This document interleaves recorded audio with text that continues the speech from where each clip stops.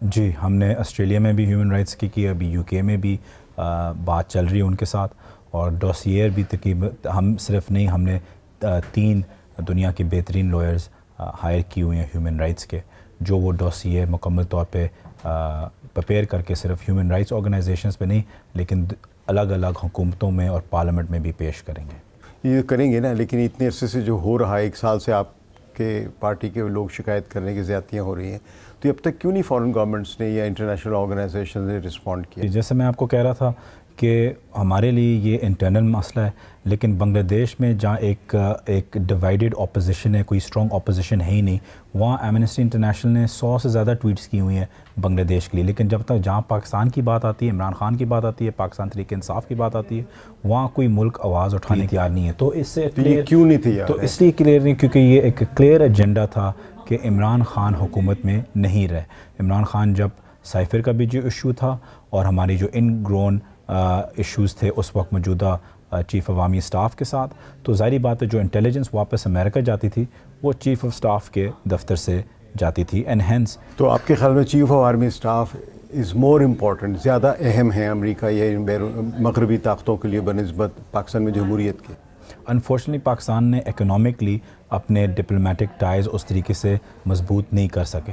तो एक ही चीज़ हमारी, एक ही अदारा है जो हमारा सबसे इम्पोर्टेंट अदारा है, वो है पाकिस्तान की आर्मी। तो ज़ाहिर बात है उनको सिर्फ उस इंस्टीट्यूशन से एक अटैचमेंट है, बाकी डेमोक्रेसी सिर्फ एक फसाद नज़र आता है और हर मुल्क को सूट करता है कि पाकिस्तान में एक कमज़ोर लीडर हो। अब जिस तरह के हालात बन रहे हैं, जैसे अब आपने तफसील बताई कि इस तरह आपकी पार्टी से ज़्यादतियाँ हो रही हैं, अभी कुछ अर्सा पहले यानी 1 बरस पहले जो पार्टी अब इक़्तिदार के करीब आती हुई नज़र आ रही है, यानी मुस्लिम लीग नून या पीपल्स पार्टी वगैरह, यही पार्टियां पहले यही इल्ज़ामात आपकी जमात पर लगा रही थी कि आपने यानी आपसे मुराद है तहरीक इंसाफ की हुकूमत ने उनके साथ यही ज़्यादतियाँ की थी। उनकी फैमिलीज़ के घरों पे भी छापे मारे गए थे, उनकी औरतों को हरास किया गया था, मसलन मरीम नवाज़ को या तालपुर साहिबा जो हैं उनकी आसिफ ज़रदारी की बहन जो हैं, उन लोगों के साथ आप लोगों ने इसी तरह की कुछ ज़्यादतियाँ की, ये उनकी तरफ से भी शिकायत है।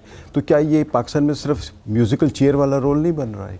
देखें, जहाँ तक उनके शिकायतें कि हमने ऐसे किया है, जो दोनों ख़वातीन आपने जिनका नाम लिया है वो दोनों पॉलिटिकल प्लेयर्स हैं, वो दोनों पॉलिटिकल लैंडस्केप के अंदर इन्वॉल्व्ड हैं। तो जो पॉलिटिकल प्लेयर्स हैं उनके साथ ज़्यादती होना आपके ख्याल में जायज़ है? ज़्यादती किसी के साथ भी ना हो, लेकिन जो मरीम सफदर के साथ हो रहा था वो विद कोर्ट परमिशन और कोर्ट्स के साथ हो रहा था। इस वक्त लोग अगवा किए गए हैं। मरीम साहिबा को कभी अगवा नहीं किया गया, मरीम साहिबा के ऊपर कभी कोई तशद्दुद, कोई टॉर्चर नहीं किया गया, ना तालपुर साहिबा पे किया गया, ना किसी और ख़वातीन पे किया गया, ना किसी मर्द पे किया गया। कोई पाकिस्तान नून लीग की या पाकिस्तान पीपल्स पार्टी के कोई लीडरशिप को 10 दिन 14 दिन रख के टॉर्चर करके उनको अपनी पार्टी, अपनी जमात छोड़ने पे मजबूर नहीं किया गया था। ये सिर्फ़ और सिर्फ पाकिस्तान तहरीक इंसाफ पे होगा। अगर आप मुझे कोई हमारे दौर में किसी का भी एक नाम ले सकते हैं जिसको मजबूर किया गया हो टॉर्चर करके कि वो अपनी पार्टी छोड़ें, तो मैं उसका ज़िम्मेदार हूँ। देखिए, इल्ज़ामात और भी लगते रहे हैं कि आपके ज़माने में जो मीडिया था, जो जिसको तहरीक इंसाफ वाले अपना मीडिया नहीं समझते, तो ख़ास तौर पे जो यूट्यूब पे जो बहुत सारे लोग प्रोग्राम करते हैं उनमें काफ़ी डिवाइड है। तो ऐसे भी कई एंकर्स हैं या जर्नलिस्ट हैं जो आपकी जमात के हाशिए में नहीं आते थे, दूसरी जमात के हाशिए में समझे जाते थे, तो उनको मारा पीटा भी गया, उनको अगवा भी किया गया, उनको नौकरियों से भी निकलवाया गया। तो ये इल्ज़ामात तो आपकी जमात पर भी लगते रहे ना? जी। या आपकी जमात की पॉलिसी थी या मिलिट्री से जो अलायंस था उसके नतीजे में सब कुछ? ये हमारी जमात की बिल्कुल पॉलिसी नहीं थी। Imran Khan as a prime minister only believed in free and fair expression, और वो उनको दिलचस्पी नहीं थी कि किसी को अपनी नौकरी से निकालें या कुछ करें। अनफॉर्चुनेटली अगर आप सिर्फ 70 साल की हिस्ट्री देखें और इवेंट्स को आइसोलेट ना करें, तो जब आप 70 साल की हिस्ट्री देखते हैं तो आप देखते हैं कि ये इदारों से होता है, ये कभी गवर्नमेंट से नहीं होता। खान साहब को या मुझे या पूरी पीटीआई को कोई फ़र्क नहीं पड़ता अगर कोई शोज़, मेरे पे हज़ारों टॉक शोज़ हो चुके हैं, क्या कोई उसी नौकरी से निकाला गया या उनको किडनैप किया गया। इमरान खान की निकाह के बारे में फिर एक कंट्रोवर्सी पड़ी हुई है, और ज़ाहिर ये हुकूमत का एक मकसद भी हो सकता है या इसमें कुछ हकीकत भी हो सकती है। इसलिए मैं आपसे बताना चाहता हूँ, ये ओन चौधरी और खावर मालिका ने तो इनकार कर दिया कि वो उसके गवाह नहीं थे, आप अभी भी कायम अपनी गवाही पे? जी बिल्कुल। तो ये हकीकत क्या है? क्यों ऐसा हो रहा है कि जब 3 लोग एक ही वाक़े के गवाह थे और 2 एक तरफ हो गए और एक तरफ हो गया? आप पहले गवाह तो निकाल के देखें, गवाह बनने की भी कोई शर्त होते हैं, और जो दोनों गवाहें, एक को निकाला गया वो दूसरी पार्टी में है और वो एक जानी दुश्मन बन गया, दूसरा एक एक्स हस्बैंड है जो 4 साल चुप रहा, उसकी गैरत उस वक्त जागी नहीं, और अब अचानक उसको याद आ गया था कि नहीं यार ये तो इद्दत के पीरियड में हुआ है, ये तो गलत।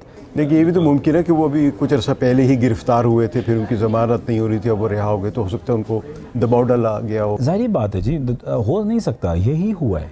लेकिन 4 साल, वही मैं आपको कह रहा हूँ कि 4 साल उनको कोई मसला नहीं था कि इद्दत पीरियड में हुआ है, और पहले 3 साल 2 साल ऑन चौधरी साहब को नहीं कोई एतराज़ था कि वो खुद ही आके वो कह देते कि इद्दत पीरियड में हुआ है। ये अचानक ये मसाइल आ रहे हैं, अचानक पहले खान साहब पे तनकीद होती थी औरतों की, अब किताबें आ रही हैं कि जी खान साहब और खुद और जानवरों के रिश्ते। अब 2 महीने बाद क्या कोई किताब आएगी कि खान साहब और एलियंस का कोई रिश्ता था? तो मतलब है कि ये अलग अलग चीज़ें खान साहब की रेपुटेशन को टार्निश करने की कोशिश की जा रही है। लेकिन इसमें जो बेहतरीन बात है कि इस दफ़ा अवाम ने बिल्कुल फ़िक्र परवाह ही नहीं की इस चीज़ के ऊपर, वो नहीं सुनना चाहते कुछ।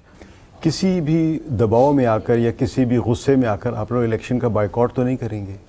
इस वक्त बिल्कुल ऐसा कोई इरादा नहीं है जी। हमें पता है हम पे जुल्म हो रहा है, हमें पता है हमें ये प्री पोल रिगिंग है, हमें एक लेवल प्लेइंग फील्ड नहीं दी जा रही, लेकिन हमें पता है कि अवाम हमारे साथ है, कुछ जितने भी अगेंस्ट दी ऑड्स हम हों, हम इलेक्शंस, हमें पूरा यकीन है कि हम ये इलेक्शंस जीतेंगे, हमें सिर्फ वोट करने का राइट मिले और हक मिले। आपके ख्याल में कोई ऐसा इम्कान नहीं है कि पाकिस्तान तहरीक इंसाफ दूसरी मुखालिफ जो सिविलियन सुप्रीमेसी चाहती हैं, जो सियासी जमातें, उनके साथ कोई चार्टर ऑफ डेमोक्रेसी जैसा कोई एग्रीमेंट हो? देखें, हमारी कोर कमेटी, खान साहब ने खुद भी, हम अपोजिशन के साथ या बाकी जमातों के साथ एक चीज़ पे सिर्फ टेबल पे बैठ सकते हैं कि फ्री एंड फेयर इलेक्शंस हों और इलेक्शंस की डेट चेंज ना हो।